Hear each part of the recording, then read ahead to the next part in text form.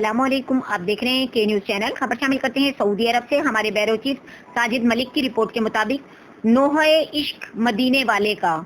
آج مدینہ منورہ کے باسیوں نے پہلے روزے کو افطار آہوں اور سسکیوں میں گھروں میں بیٹھ کر کیا۔ قریبی علاقے کی رہائشی اور ہوٹلوں میں موجود عملہ چھتوں سے گنبد خضرا کو دیکھ کر اپنی بے بسی پر روتا رہا۔ کرفیو کی وجہ سے کسی کو باہر نکلنے کی اجازت نہیں تھی۔ تمام عاشقان رسول صلی اللہ علیہ وسلم جو ہر سال مسجد نبوی میں افطار کے لیے دسترخوانوں کا اہتمام کرتے تھے، آج اپنے گھروں میں افطار کے وقت حسرت اور لاچارگی کی مورت بنے ہوئے طرح طرح کے پکوانوں کی صرف آنسوؤں سے دیکھتے رہے۔ بچے بڑے بزرگ جن کو آقا کریم صلی اللہ علیہ وسلم بارگاہ میں درود و سلام پیش کرنے کی جلدی میں اپنے گھروں کے دروازے تک بند کرنا بھول جاتے تھے،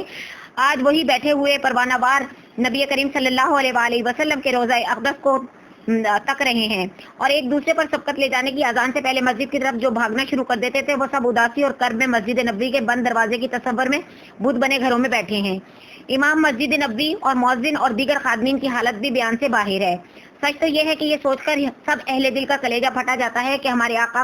کریم صلی اللہ علیہ وسلم ہمارے منتظر اور پریشان ہوں گے۔ امت کے فراق پر مسجد نبوی کے خالی صحن میں ملائکہ صف در صف درود و سلام پڑھ رہے ہوں گے، ہمارے آقا کریم کے غم میں شامل ہوئے ہوں گے جو امت کو افطار اور تراویح میں نہ پا کر ان کو ہوا ہوگا۔ اے ہمارے کریم رب، تجھے تیرے رحمت اور عفو و درگزر کا واسطہ ہمارے نبی کریم صلی اللہ علیہ وسلم کی بارگاہ میں دوبارہ حاضری کا شرف عطا فرما، ہمارے گناہ معاف فرما اور ہمارے حالوں پر رحم فرما، ہم پر باب رحمت اور باب سلام کو کھول دے، آمین یا رب العالمین۔ بجائے نبی الکریم المستعاذ ہر سحر و افطار میں آقا کریم صلی اللہ علیہ وسلم پر درود اور سلام اور سوز و عشق سے ڈوبا ہوا سلام عشق ضرور پیش کریں، ہم یہاں سے پڑھیں وہ مدینے سنیں، ایسی اعلیٰ سماعت پر لاکھوں سلام، صلی اللہ علیہ وسلم کثیرن دائبن ابدن، آمین یا رب العالمین۔